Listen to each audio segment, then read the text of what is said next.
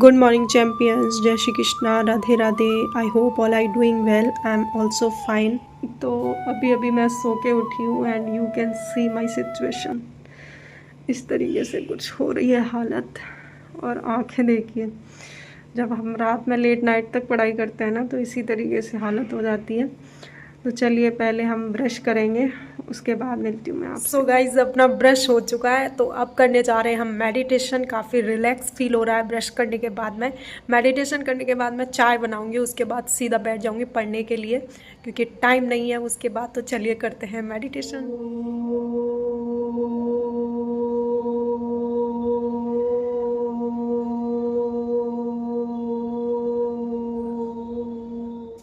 तो गाइज़, उसके बाद हमने बना ली थी अपने लिए गर्मा गर्म चाय. तो चाय फिनिश करने के बाद में सीधा बैठते हैं पढ़ाई करने के लिए. सो यहाँ पर मैं चीज़ों को रिवाइज कर रही थी. जो मैंने नोट्स बनाए थे ना, शॉर्ट नोट्स, मैंने पिछले ब्लॉग में आपको दिखाया. उन शॉर्ट नोट्स को बना करके मैंने अपने दीवार पे इस तरीके से चिपका लिया है, जिससे मैं सुबह उठते ही आधा एक घंटे इन चीज़ों को पहले रिवाइज़ करती हूँ ताकि ये शॉर्ट नोट्स हमेशा मेरे ना रिदम में बने रहें.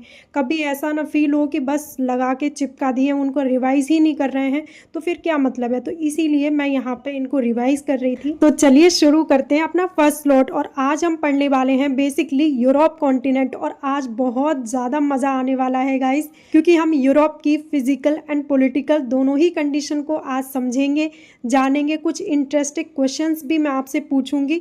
तो चलिए स्टार्ट करते हैं. और एज यू नो गाइज कि मैं हमेशा ज्योग्राफी से ही अपने दिन की शुरुआत करती हूँ. इसके पीछे का रीज़न मैंने कई दफ़ा अपने ब्लॉग में बताया है. तो यहाँ पर सर पहले हमें किसी भी कॉन्टिनेंट की पॉलिटिकल सिचुएशन को समझाते हैं. मैं वही कर रही थी और साथ के साथ खुद भी मैं प्रैक्टिस कर रही थी. जबकि मेरे ऑलरेडी नोट्स बने हुए हैं तब भी प्रैक्टिस कर रही थी. तो ऐसे ही आपको भी करना है. आपको सिर्फ लेक्चर सुनना नहीं है, साथ के साथ मैप ड्रॉ करना है, लोकेशंस ड्रॉ करनी है. चाहे आप फिजिकल पढ़ रहे हैं चाहे पॉलिटिकल पढ़ रहे हैं, बट करना है साथ के साथ. तो वैसे ही मैं भी यहाँ प्रैक्टिस कर रही थी, कई दफ़ा चीज़ों को रिवाइज कर रही थी बार बार. तो चलिए आज के 2 क्वेश्चंस आप सभी के लिए. इसका आंसर आप मुझे कमेंट सेक्शन में दे सकते हैं. और ये क्वेश्चन होने वाले हैं हमारे ज्योग्राफी से. और एक और बात मैं यहाँ पर कहना चाहूँगी कि जो क्वेश्चंस मैं आपसे पूछती हूँ, आप ऐसा मत समझिए कि वो क्वेश्चन काफ़ी इजी होते हैं. इजी क्वेश्चंस मैं आपसे पूछ रही हूँ. देखिए, पहले मैं आपकी हैबिट डेवलप करना चाहती हूँ ताकि आप फैमिलियर हो जाएं, हैबिचुअल हो जाएं आंसर्स देने के लिए. फिर जैसे जैसे हमारी लेवल बढ़ती रहेगी वैसे वैसे मैं आपसे टफ क्वेश्चंस, मॉडरेट टाइप के क्वेश्चंस पूछती रहूँगी. So let's start. So first question for you everyone. What is the name of the strait which is connected of the Mediterranean sea and Atlantic ocean. आपको उस जल संधि का नाम बताना है जो भूमध्य सागर और एटलांटिक ओशन को कनेक्ट करती है. इसका आंसर अगेन आप मुझे कमेंट सेक्शन में दे सकते हैं. And the second question for you everyone. What is the name of the double landlock country which is situated in Europe continent. Europe continent में डबल लैंडलॉक कंट्री का नाम बताना है आपको. और डबल लैंडलॉक कंट्री से आप क्या समझते हैं, मतलब आप लैंडलॉक कंट्री से क्या समझते हैं, इसका एक्सप्लेनेशन भी आप मुझे कमेंट सेक्शन में बता सकते हैं. So you can see here guys, मैंने प्रैक्टिस करते हुए अपने पूरे यूरोप कॉन्टिनेंट को कंप्लीट कर लिया है, फिजिकल एंड पॉलिटिकल दोनों ही सिचुएशन को. सो यहाँ पर मैं काफ़ी ज़्यादा थक गई थी क्योंकि कंटिन्यूअसली ये हमारा सेशन 3 घंटे चला था. तो चलिए आखिरकार हमने इसको कंप्लीट कर ही लिया है. अब थोड़ा सा ब्रेक ले लेते हैं, उसके बाद शुरू करेंगे अपना second slot. So guys, I am back right now. और अब शुरू करने वाले हम अपना सेकंड स्लॉट. इसमें हम करने वाले हैं प्रेसिडेंट और गवर्नर को कंप्लीट. और ये स्लॉट हमारा 2 घंटे चलने वाला है. तो चलिए स्टार्ट करते हैं. काफ़ी ज़्यादा इंटरेस्टेड तरीके से इन दोनों चैप्टर को ख़त्म करेंगे क्योंकि हमको पढ़ना तो है ही है. तो चलिए स्टार्ट करते हैं अपने चैप्टर्स को.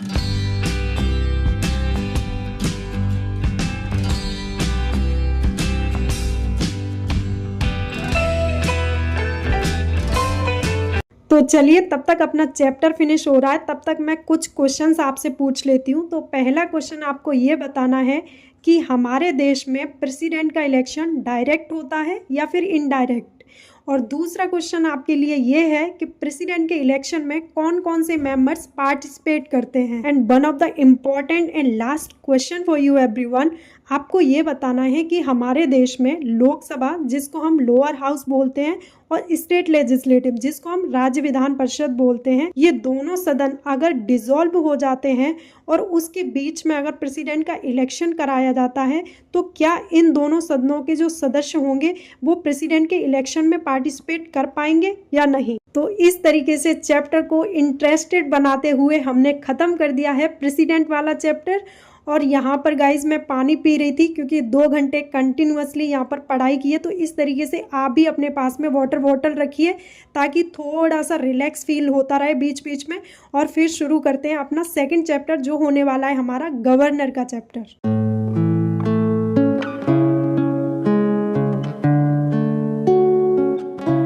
So guys finally I am back, और यू कैन सी हियर कि ये करने वाले हैं हम गवर्नर वाला चैप्टर, और इसको भी फटाफट इसी तरीके से इंटरेस्टेड बनाते हुए ख़त्म करते हैं। तो चलिए कंटिन्यूअस रखते हैं अपने चैप्टर को, और ये भी चैप्टर हमारा 2 घंटे का होने वाला है।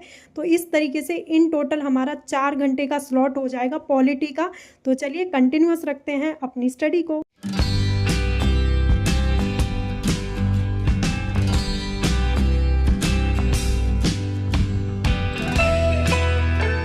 बाकी गवर्नर वाले चैप्टर से भी आपके लिए एक क्वेश्चन है, यहाँ से मैं एक ही क्वेश्चन पूछूंगी। इसका कारण ये है कि बहुत ज़्यादा क्वेश्चंस पूछ लूँगी तो शायद लोग बोर हो जाएंगे। तो 3 से 4 ही क्वेश्चन मैं आपको हर रोज़ पूछा करूँगी। तो क्वेश्चन आपके लिए ये है कि आपको ये बताना है कि गवर्नर के इलेक्शन का प्रोसेस हमने किस कंट्री से अडॉप्ट किया है, यानी कि किस कंट्री के कॉन्स्टिट्यूशन से हमने इस प्रोसेस को अडॉप्ट किया है।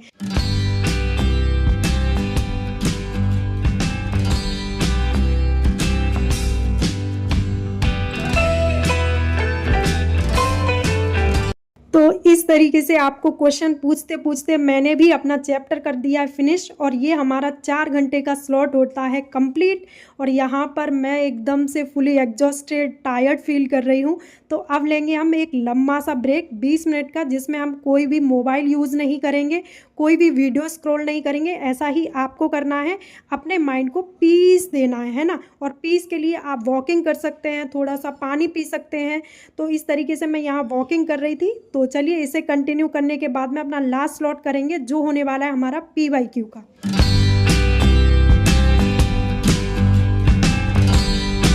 सो गाइज़ अब हम करने जा रहे हैं अपना लास्ट स्लॉट, जो होने वाला है हमारा PYQ का।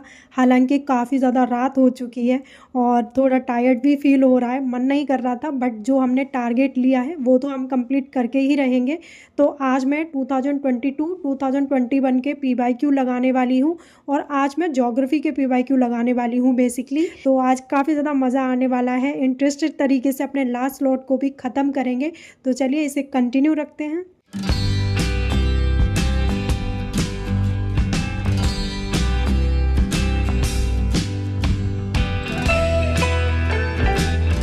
और देखिए मैं भी आपको यही सजेस्ट करूंगी कि एक बार को आप मॉक टेस्ट लगाइए या मत लगाइए, लेकिन PYQ हर रोज़ लगाइए। क्या होता है ना, जब एक्चुअल एग्ज़ाम में जब हम बैठते हैं ना, तो वहाँ पर पेपर जब हमारे हाथ में आता है तो कोई चीज़ हमें ऐसी न लगे कि कभी हमने उस क्वेश्चन को देखा ही नहीं है। इस तरीके की फीलिंग्स हमारे अंदर नहीं आनी चाहिए। देखिए PYQ सॉल्व करने से बहुत सारे बेनिफिट्स हैं।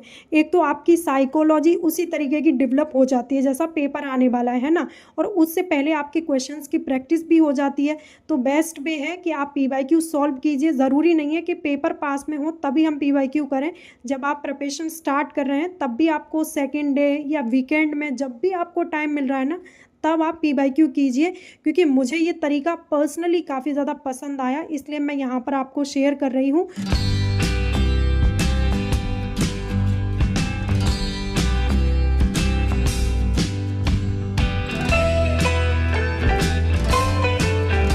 सो फाइनली गाइज इस तरीके से ख़त्म हो जाता है अपना लास्ट स्लॉट। काफ़ी ज़्यादा मज़ा आया आज पढ़ के।